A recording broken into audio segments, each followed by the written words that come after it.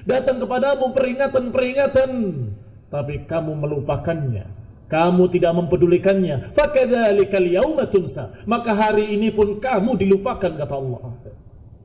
Dibalas oleh Allah Subhanahu wa taala min jinsi amalih. Allah balas sesuai dengan jenis perbuatannya. Perbuatannya melupakan ajaran Allah, tidak mempedulikan ajaran Allah, tidak peduli dengan ayat dan hadis, enggak peduli dengan halal dan haram, enggak peduli dengan hukum-hukum syariat dari Allah, maka Allah balas, Allah tidak pedulikan dia, dan Allah bangkitkan dia dalam keadaan buta. Wa nahsyuruhu yaumal qiyamati a'ma. Ketika mereka protes, Rabbi lima hasyartani a'ma, kata Allah Subhanahu wa taala, kadzalika atatka ayatuna fanasitaha fakadzalikal yauma tunsa. Karena kamu di dunia didatangi ayat-ayat kami, tapi kalian melupakannya, maka saat ini kamu pun dilupakan, kata Allah. Dibiarkan dalam keadaan buta. Wa qala ta'ala wa qad jama'a bainan naw'ain. Dan juga Allah Subhanahu wa taala mengumpulkan dua jenis tadi, kehidupan yang baik dan kehidupan yang jelek. Di dalam ayatnya, faman yuridillah an yahdiyahu yashrah sadrahu lil Islam. Wa man yurid an yudhillahu yaj'al sadrahu dayyqan harajan ka'annama yas'adu fis sama' kadzalika yaj'alu Allahu ar-rijsa 'ala alladhina la yu'minun. Kata Allah dalam surat Al-An'am, barang siapa yang Allah kehendaki dengannya kebaikan, an yahdiyahu, Allah akan beri petunjuk dia, maka yashrah sadrahu lil Islam, maka Allah akan lapangkan hatinya. Allah akan jadikan hatinya yang syarah, lapang, mudah untuk menerima, tenang, tentram, gampang. Allah bukakan dadanya, Allah lapangkan dadanya untuk menerima Islam dengan mudah. Wa man yurid an yudhillahu, sedangkan siapa-siapa yang Allah kehendaki untuk disesatkan, yaj'al sadrahu dayyqan harajan ka'annama yas'adu fis sama', Allah akan jadikan dadanya sempit, Allah akan jadikan hatinya sempit, dayyqan harajan, berat, susah, sempit, sehingga dia seakan-akan naik ke langit. Dan orang naik ke langit akan sesak napasnya, dan semakin tinggi semakin sesak, semakin sesak. Demikian keadaan orang yang memang orang-orang yang hatinya dalam keadaan tidak mau menerima, tidak mau menerima hak. Disampaikan ayat dan hadis, berat untuk menerima, tapi kok begini, tapi kok begitu, susah untuk menerimanya.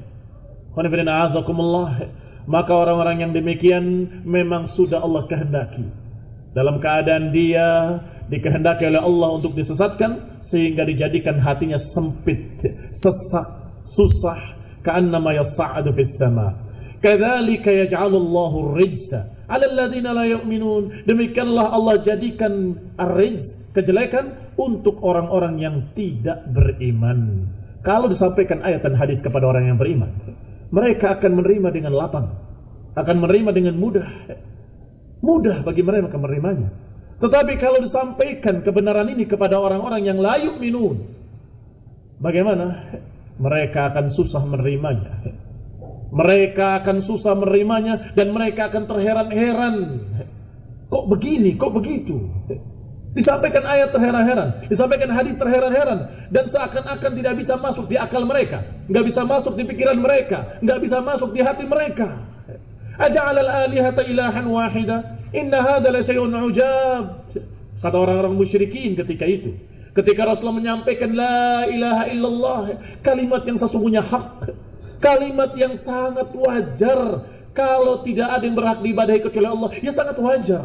Karena Allah yang menciptakan langit dan bumi, Allah yang menakdirkan segala sesuatu, Allah yang maha kuasa, Allah yang memiliki alam semesta. Maka dikatakan tidak ada yang berhak diibadahi kecuali Allah, itu sangat gamblang, sangat nyata, sangat wajar.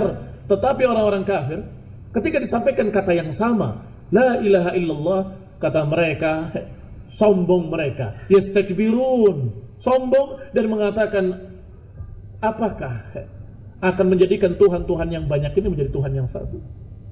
Aja'alal alihata ilahan wahida, apakah Tuhan-Tuhan yang banyak ini, yang satu untuk minta hujan, yang satu untuk minta kesenangan, yang satu untuk mengundi nasib, yang satu untuk ini, untuk itu, mau dijadikan satu? Inna hadza la syai'un ujab, ini perkara yang mustahil, perkara yang ujab, yang aneh. Lihat bedanya. Disampaikan la ilaha illallah kepada orang yang memiliki kehidupan hati, akan mengatakan ya wajar. Memang yang berhak untuk diibadahi adalah yang memiliki alam semesta, yang menciptakan langit dan bumi, dan yang menciptakan saya dan memberikan rezeki pada saya. Ya wajar kalau saya beribadah kepadanya dan tidak beribadah pada yang lain. Tetapi disampaikan pada mereka, kaum musyrikin, mereka mengatakan mustahil, nggak mungkin, kok aneh. Aja'alal alihata ilahan wahida. Apakah Tuhan yang banyak ini dijadikan Tuhan yang satu? Inna hadzal syai'un ujab, kata mereka. Lihat bedanya. Yang satu Allah berikan hatinya lapang, Allah jadikan hatinya dalam keadaan tenang menerimanya, mudah menerimanya. Sedangkan yang satu Allah jadikan dayyiqan harajan, ka'annama yas'adu fis sama. Allah jadikan sempit, susah, seakan-akan naik ke langit. Fa ahlul huda wal iman lahum syarhus sadri wattisa'uhu wanfisahu. Kata Ibnu Qayyim rahimahullah, maka ahlul huda, orang yang mengikuti petunjuk dan bimbingan iman, bagi mereka Allah berikan syarhus sadr, kelapangan hati, kelapangan dada, wattisa'uhu wanfisahu, dilapangkan oleh Allah, ditenteramkan oleh Allah Subhanahu wa taala hati. Wa ahlud dhalal lahum dhiqus sadri wal haraj. Sedangkan orang-orang sesat, Allah berikan bagi mereka dhiqus sadr, kesempitan hati, wal haraj, kesusahan hati. Ini khonafidina azakumullah. Wa qala ta'ala, dan Allah berfirman, afaman syarahallahu sadrahu lil islam fahuwa ala nurim min rabbih. Siapa yang Allah lapangkan hatinya, Allah bukakan hatinya untuk Islam, maka dia di atas cahaya dari Allah Subhanahu wa taala. Berarti sekarang berbicara lagi, setelah berbicara kehidupan, berbicara pula tentang cahaya. Orang yang hatinya hidup adalah yang menerima wahyu, menerima ayat dan hadis, sehingga hatinya semakin hidup, semakin hidup. Dan kata Allah, mereka yang menerima, maka mereka akan mendapatkan cahaya dari Allah Subhanahu wa taala. Fahuwa ala nurin min rabbih, mereka di atas cahaya dari Allah. Fa'alul imani fin nuri wansyirahis sadri, berarti orang-orang yang beriman mendapatkan dua perkara, an-nur wansyirahis sadr, cahaya dari Allah dan juga kelapangan hati. Wa ahlud dhalal, sedangkan kelompok sesat akan mendapatkan dhulmah wa dhiqus sadri, akan mendapatkan kegelapan dan mendapatkan kesempitan hati. Wa sayati fi babil taharatil qalb, dan akan datang nanti pembahasan pensucian hati atau pembersihan hati. Dikatakan mazid taqrir lihada, akan datang penjelasan yang lebih lagi, yang lebih rinci lagi insyaallah taala dalam babnya khusus tentang taharatul qalbi, tentang pensucian hati. Tentunya disucikan dari kotoran-kotoran tadi, kotoran penolakan, kotoran keraguan, kotoran-kotoran yang akan membuat hati menjadi sempit dan mati. Wal maqsud anna hayatul qalbi wa idha'atuhu madatu kulli khairin fihi. Maka yang dimaksud dalam pembahasan ini adalah bahwa kehidupan hati dan cahayanya hati adalah sumber segala kebaikan yang ada pada hati. Wa mautuhu, sedangkan kematiannya, wa dhulmatuhu, kegelapannya, itu merupakan sumber segala kejelekan di dalam hati. Bab yang berikutnya akan membahas tentang kehidupan hati dan kesehatannya. La tahsul illa bi an yakuna mudrikan lil haqq. Setelah kita dapatkan pelajaran penting, yaitu harus ada kehidupan pada hati dan harus ada cahaya, maka dibahas bahwa kehidupan hati dan kesehatan hati tidak akan didapat kecuali kalau dia menerima kebenaran, menginginkan kebenaran, dan bisa mengikuti kebenaran. Maka baru akan ada kehidupan pada hati dan akan sehat hatinya. Sebaliknya, kalau hati tidak menerima kebenaran, atau menolak kebenaran, atau berat untuk menerima kebenaran, atau tidak suka, tidak menginginkan kebenaran, atau tidak terpengaruh dengan nasihat-nasihat yang hak, maka hati akan semakin sakit, dan kemudian mati. Kata Ibnu Qayyim rahimahullah, walamma kana fil qalbi quwwatan, Sesungguhnya dalam hati ini ada dua kekuatan. Quwwatul ilmi wat tamyiz wa quwwatul iradati wal hub. Ada dua kekuatan. Yang pertama kekuatan ilmu yang membedakan, atau kekuatan ilmu dan kekuatan pembedaan. Dengan ilmu akan bisa membedakan sesuatu. Yang kedua, quwwatul iradah wal hub, kekuatan keinginan dan kesukaan. Maka harus dibahas dari dua sisi. Apakah dia suka yang hak? Apakah dia ngerti mana yang hak?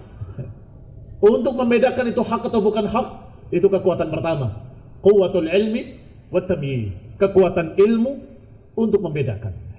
Kalau dia punya kekuatan ilmu, maka dia bisa membedakan mana hak mana batil.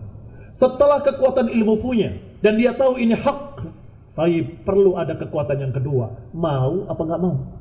Ada orang yang tahu itu hak, tapi enggan, nggak mau dia, nggak suka, nggak senang kebenaran. Bagaimana? Ya percuma ilmunya. Percuma dia punya ilmu, dia mengerti ini hak ini batil, kalau dia dalam keadaan tidak menginginkan kebenaran sama sekali. Sehingga harus ada dua kekuatan, quwwatul ilmi wa quwwatul iradah.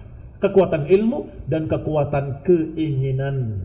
Kekuatan ilmunya untuk membedakan mana yang hak mana yang batil, kekuatan keinginannya untuk dia mendorong dirinya agar menerima kebenaran itu tadi. Kana kamaluhu wa salahuhu biistimali hatainil quwwatain. Maka seseorang kesempurnaan hatinya, kehidupan hatinya dengan menggunakan dua kekuatan tadi. Kalau penggunaan dua kekuatan tadi sempurna dan baik, maka dia akan bisa memanfaatkan, akan bisa mengambil fima yanfa'uhu, bisa mengambil apa yang baik buatnya, apa yang bermanfaat buatnya. Wa ya'udu 'alaihi bi salahihi wa sa'adatihi, dan dia akan kembali kepadanya, akan mendapatkan keuntungannya, yaitu kebaikan hati dan kebahagiaan hati. Fakamaluhu bistimali quwwatil ilmi fi idrakil haqq, maka kesempurnaan hati tadi dengan menggunakan kekuatan ilmu untuk mengenali kebenaran, untuk mengetahui kebenaran, untuk membedakannya dari yang batil, dan juga kemudian menggunakan kekuatan iradah, kekuatan mahabbah, kekuatan keinginannya agar dia mengambil kebenaran itu.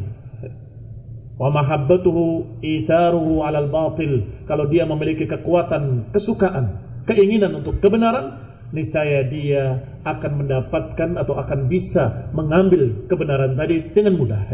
Ada sebagian manusia yang memiliki keinginan yang kuat, pokoknya saya mau kebenaran, saya akan berjalan yang hak, dia berusaha untuk menjalani kebenaran, tetapi sayang dia tidak memiliki kekuatan ilmu. Akhirnya dia menebak-nebak, kayaknya ini baik, saya kerjakan, kayaknya itu juga baik, saya kerjakan, kayaknya yang demikian baik, maka dia kerjakan. Akhirnya karena dia tidak memiliki kekuatan ilmu, maka dia sesat dan menyesatkan. Dia merasa yakin itu kebenaran padahal kebatilan. Dia merasa yakin bahwa itu adalah jalan hak, jalan sunnah, padahal itu bid'ah muhdatsah yang akan menyimpangkan dari jalan yang lurus. Ini karena kekuatan iradahnya ada, tetapi kekuatan ilmu tidak ada. Sebaliknya ada orang yang memiliki kekuatan ilmu, tetapi tidak memiliki kekuatan iradah. Sehingga ilmu dia punya, dia mengerti mana hak mana batil, tapi keinginan nggak ada. Ya saya tahu itu hak. Kamu sudah tahu ini hak? Iya saya tahu itu hak.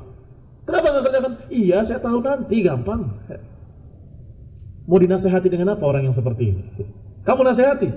Qala Allah Ta'ala, qala Rasul, apa jawaban dia? Saya tahu, saya tahu. Saya ngerti, saya sudah hafal. Saya hafal Quran, saya hafal hadis. Tapi keinginan yang tidak ada. Berarti dia memiliki kekuatan ilmu tapi tidak memiliki kekuatan iradah wa mahabbah lil haq, tidak memiliki kekuatan keinginan untuk kebenaran, untuk menerima hak. Ini akan dibahas insyaallah pada kajian mendatang biidznillah taala. Wassalatu taufiq wal afiyah. Subhanakallahumma wa bihamdik, asyhadu an la ilaha illa anta, astaghfiruka wa atubu ilaik. Wassalamu alaikum warahmatullahi wabarakatuh. Indah Dia Idha'atul Islamiyah Ahlus Sunnati wal Jamaah. Bara'atun